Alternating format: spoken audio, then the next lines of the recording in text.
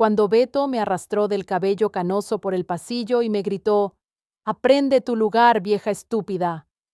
Mientras mi propia hija solo lloraba sin defenderme, sentí que algo se quebraba dentro de mí. No fue el miedo, sino una furia helada que me recorrió la espalda al ser encerrada como animal en el cuarto de servicio. Ellos creyeron que me habían vencido, pero no sabían que yo tenía un secreto escondido en mi faja que cambiaría su destino para siempre en menos de 25 minutos. Antes de que descubras cómo recuperé mi libertad, te invito a suscribirte al canal y activar la campanita, porque el desenlace de esta historia te dejará sin palabras. Lo que estás a punto de escuchar es una realidad cruda que muchas mujeres callan, pero que hoy gritamos fuerte para que nadie más sufra en silencio.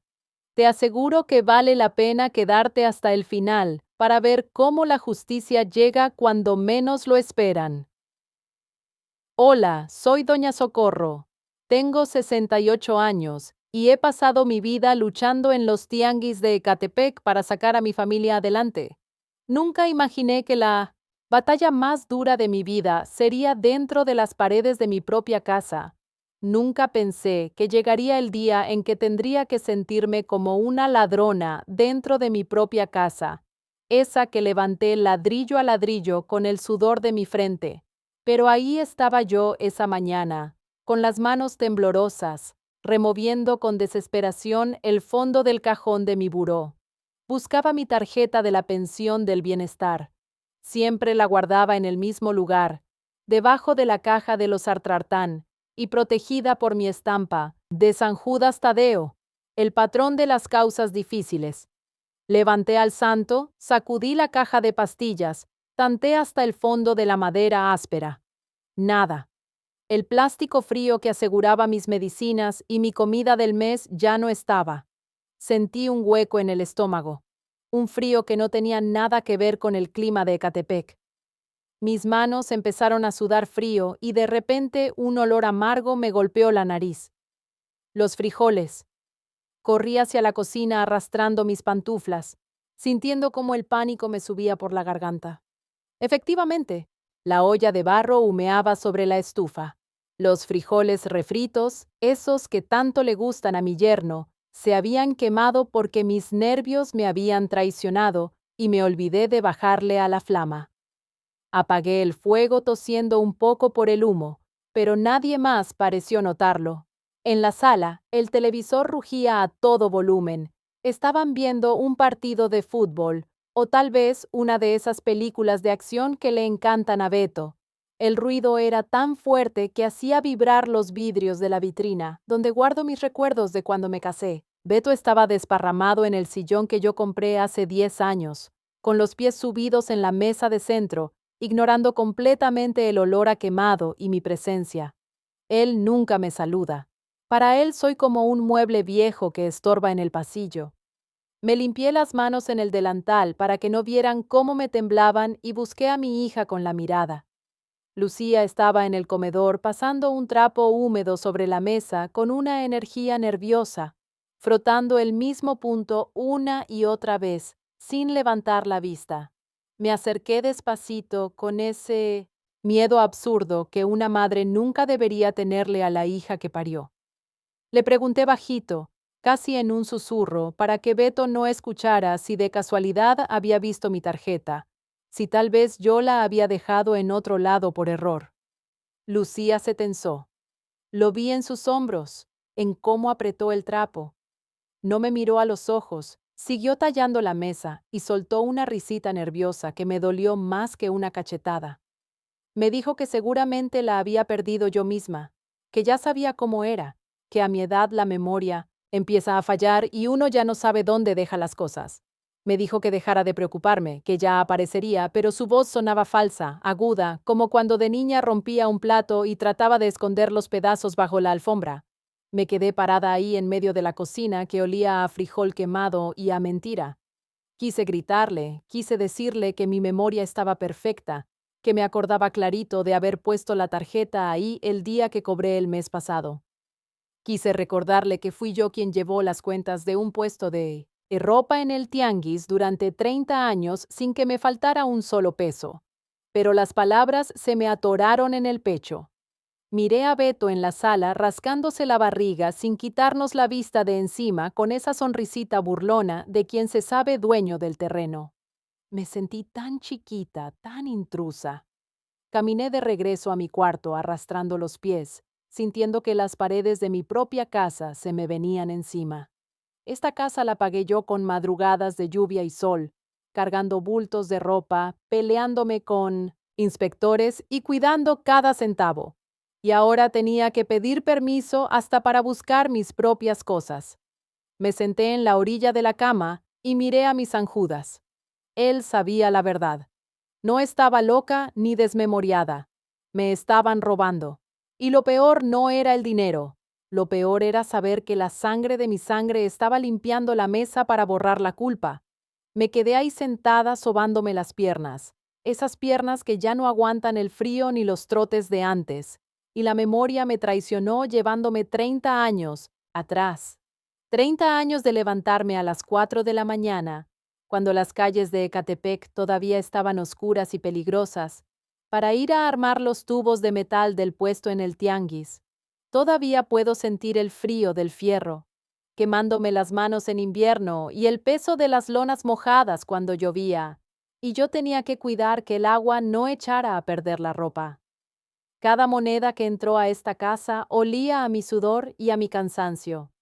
Si alguien mirara mis piernas hoy, vería que esas varices moradas que tanto me duelen son el mapa exacto de la educación de mi hija, de sus uniformes, de sus libros, de cada capricho que le cumplí para que no sintiera la pobreza. Se me estrujó el corazón al acordarme de la Lucía de antes, mi niña de las trenzas, que se sentaba sobre las cajas de mercancía a hacer la tarea mientras yo vendía. Me acuerdo de su vocecita, prometiéndome que cuando ella fuera grande y trabajara, yo ya no iba a tener que asolearme, que me iba a cuidar como a una reina. Esa promesa se me quedó grabada a fuego, pero ahora me doy cuenta de que se deshizo más rápido que un terrón de azúcar en café hirviendo. Esa niña dulce se perdió en algún lado y me dejó a esta mujer extraña que ahora me esconde la mirada y me limpia la mesa con nerviosismo para borrar sus culpas. Pero la duda es como un animal que te carcome por dentro y no te deja en paz. Así que no pude quedarme quieta. Más tarde, cuando Beto salió en su camioneta haciendo rechinar las llantas y Lucía se metió a bañar, vi su bolsa abierta sobre Sapinosti en la mesa del comedor. Dios sabe que nunca he sido metiche, pero la desesperación me ganó. Me tragué la poca dignidad que me quedaba y metí la mano rápido, buscando una respuesta que en el fondo no quería encontrar. Y ahí estaba. Un papelito arrugado del banco, un comprobante de cajero automático de apenas ayer. Al leerlo se me bajó la presión de golpe. No habían sacado 100 pesos ni 200. Habían vaciado la cuenta completa, mi dinero de la medicina, mi dinero de la comida. Todo estaba en ceros. La esperé en la cocina con el papel temblando en mi mano y el coraje atorado en la garganta. Cuando salió con el pelo mojado, oliendo a mi propio champú, le puse el comprobante enfrente sin decir una palabra. Pensé que se iba a avergonzar, que me iba a pedir perdón llorando, pero lo que hizo fue suspirar con fastidio, como si yo fuera una niña latosa quitándole el tiempo. Con una frialdad que me heló la sangre, me soltó que Beto necesitaba el dinero urgentemente para las llantas de la camioneta, que sin llantas nuevas la troca no jalaba bien. Y luego me dio la estocada final, esa que duele más que cualquier golpe. Me miró a los ojos y me dijo que no fuera egoísta, que entendiera que yo vivía ahí gratis, que no pagaba renta y que casi no gastaba nada, como si mi pensión fuera el cobro por dejarme ocupar un cuarto en la casa que yo misma construí con mis manos. Sentí como algo se quebraba dentro de mi pecho, pero esta vez no era el corazón, era el miedo. Al escuchar a mi propia hija decirme que yo vivía de gratis en la casa, que levanté ladrillo por ladrillo, la sangre se me subió a la cabeza con una fuerza que no había sentido en años. Me planté firme frente a ella, ignorando el dolor de mis rodillas y con la voz más dura que pude encontrar. Le dije que si no me devolvían hasta el último centavo de mi pensión en ese mismo instante, yo misma iba a marcar al 911 para denunciarlos por robo y abuso de confianza. Le advertí que no me iba a tentar el corazón, que una cosa es ser madre y otra muy distinta ser la tonta de sus caprichos. Fue entonces cuando el infierno se desató en mi cocina.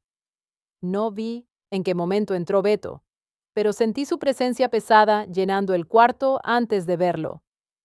Había escuchado mi amenaza de llamar a la policía, y eso fue suficiente para que se le cayera la máscara de indiferencia.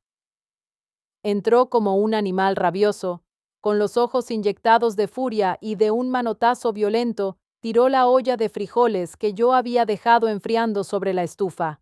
El estruendo del barro rompiéndose contra el azulejo retumbó en mis oídos, y vi cómo la comida se esparcía por el suelo manchando todo. A su paso, igual que ellos estaban manchando nuestra vida. Ni siquiera me dio tiempo de persignarme. Beto se abalanzó sobre mí y sentí sus dedos gruesos y toscos enredarse en mi cabello. Ese cabello blanco que debió inspirar respeto y que ahora servía para someterme. El dolor en el cuero cabelludo fue agudo y punzante cuando me jaló hacia atrás, obligándome a mirar el techo mientras me arrastraba fuera de la cocina. Grité.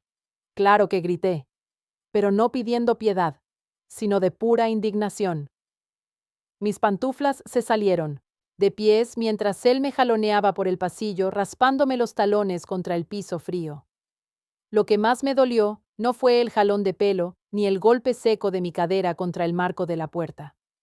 Lo que me partió el alma fue ver a Lucía. Mi hija estaba ahí, pegada a la pared, con las manos tapándose la boca y llorando como una niña asustada, susurrando que ya me dejara, pero sin mover un solo dedo para defenderme. Vio cómo ese hombre arrastraba a la mujer que le dio la vida, y decidió quedarse quieta. En ese momento supe que ya no tenía hija, que esa mujer parada ahí era una cómplice, una extraña que había elegido a su verdugo por encima de su sangre. Beto abrió la puerta del pequeño cuarto de servicio al fondo del pasillo. Ese cuartucho sin ventanas donde guardamos las escobas, las cubetas viejas y los trebejos que ya no sirven, me empujó con fuerza hacia adentro y caí de rodillas sobre un montón de trapos sucios. Antes de que pudiera levantarme, escuché el portazo y el sonido metálico del pasador echándose por fuera. Me gritó desde el otro lado, que ahí me iba a quedar hasta que aprendiera a respetar, que aprendiera mi lugar de una buena vez, que no era más que una vieja estúpida y malagradecida. Luego escuché sus pasos pesados alejándose y el llanto débil de Lucía, perdiéndose en la distancia. Me quedé en la oscuridad total, oliendo a humedad y a cloro viejo. El corazón me latía tan fuerte que sentía los golpes en las sienes. Cualquier otra mujer de mi edad se hubiera puesto a rezar o se hubiera desmayado del susto, pero ellos cometieron el error de olvidar quién soy yo. Se les olvidó que yo soy Doña Socorro, la que se peleó con inspectores corruptos en el tianguis, la que defendió su puesto a golpes cuando quisieron quitarnos la plaza. En lugar de lágrimas, lo que sentí fue una claridad helada. Entendí que la ley de Dios y la ley de los hombres les importaban poco. Habían violado todos mis derechos, me habían robado, me habían golpeado y secuestrado en mi propia casa. Si ellos querían jugar sucio, yo sabía jugar peor. Con las manos temblando por la adrenalina, me levanté la blusa y metí la mano en mi faja. Esa faja apretada que uso para el dolor de espalda, y que tiene un bolsillo secreto que cosí hace años. Ahí, pegado a mi piel, sentí el plástico duro de mi salvación. Saqué mi viejo celular Nokia, ese ladrillo indestructible que guardaba solo para emergencias, con la batería siempre cargada y saldo que le ponía a escondidas. Beto me había quitado el teléfono moderno que Lucía me regaló para tenerme controlada, pero no sabía de este. La luz de la pantallita azul iluminó mi cara en la oscuridad del cuarto. No marqué al 911. La policía tarda horas en llegar a estas colonias y cuando llegan, muchas veces se venden al mejor postor O dicen que son pleitos de familia.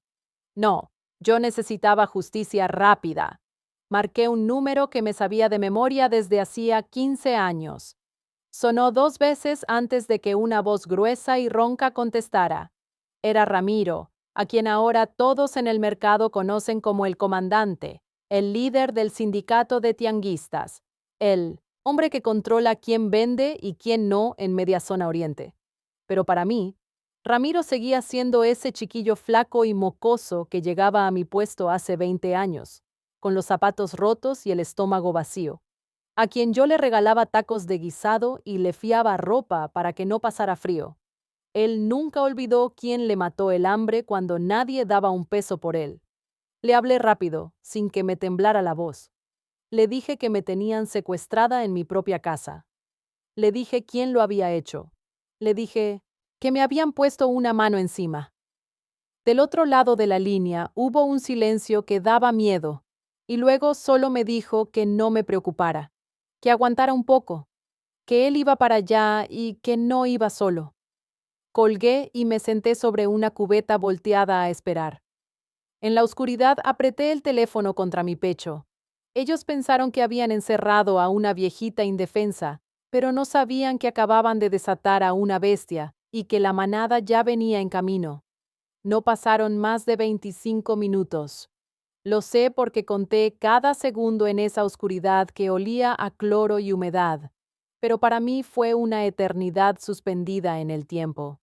De repente, el suelo vibró. No fue el sonido agudo de las sirenas de patrulla, lo que rompió el silencio de la calle, sino el rugido pesado de motores grandes, de esos que imponen respeto con solo escucharlos. Eran 3 camionetas frenando en seco justo frente a mía, seguidas por tazos secos y decididos. Escuché a Beto en la sala, todavía envalentonado por su propia violencia, gritando y preguntando quién se atrevía a bloquear su entrada. Pero su bravuconía le duró lo que tarda un suspiro.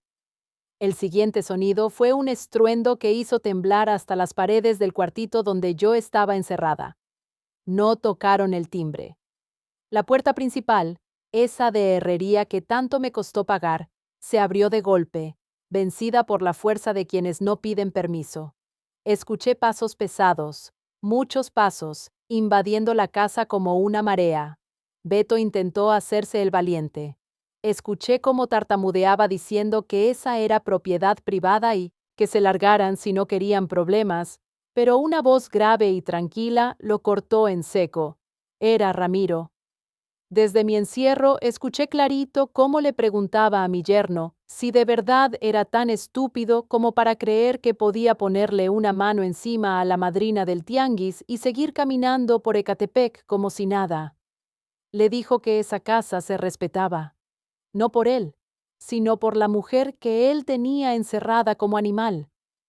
El silencio que siguió fue absoluto, pesado.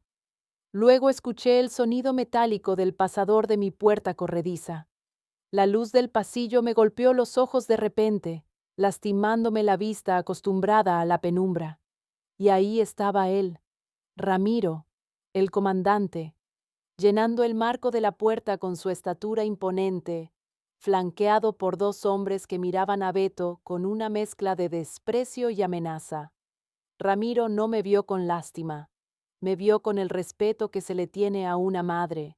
Me extendió la mano con una delicadeza que contrastaba con su aspecto rudo, y me ayudó a levantarme de entre las escobas viejas, sacudiéndome el polvo de la ropa como si fuera un tesoro que alguien había tirado a la basura.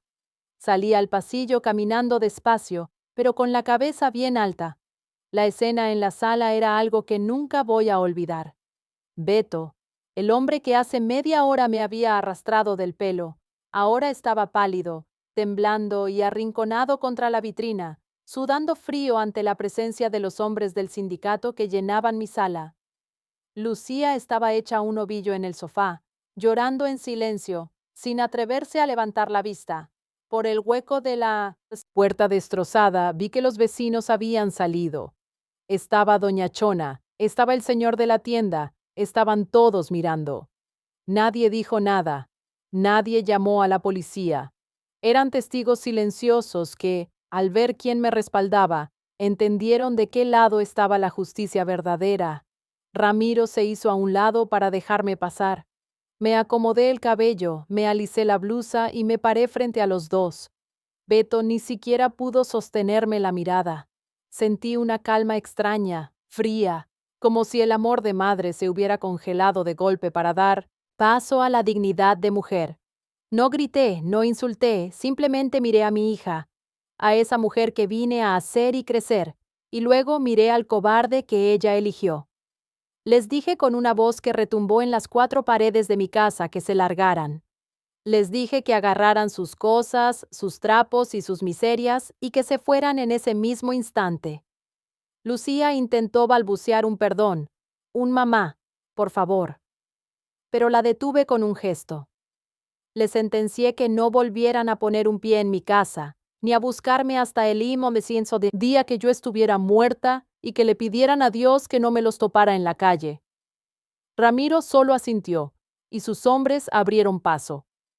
En ese momento supe que había recuperado mi casa, pero había perdido mi familia para siempre. La casa se quedó en un silencio absoluto.